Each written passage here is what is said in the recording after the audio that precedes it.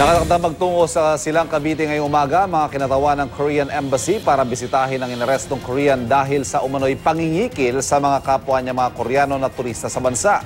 Ang suspect na si Chong Seong-dae, wanted din pala sa Korea dahil sa kanya umano mga illegal na transaksyon.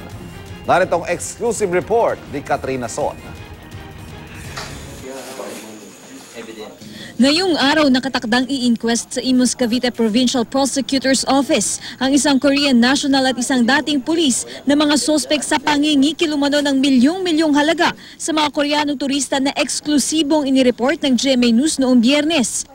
Ang Koreanong sospek na pag-alamang Korean fugitive daw pala. Isang sulat kasi ang ipinadala ng Embassy of the Republic of Korea na humihingi ng tulong para madakip ang Koreanong sospek.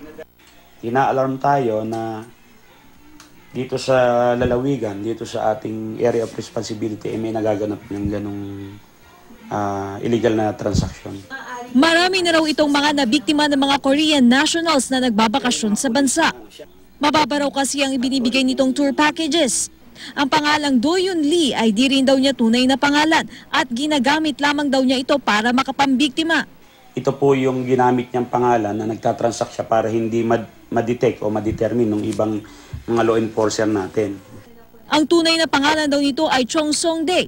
May pupunta din daw na taga-embahada ng Korea ngayong araw sa Silang Cavite.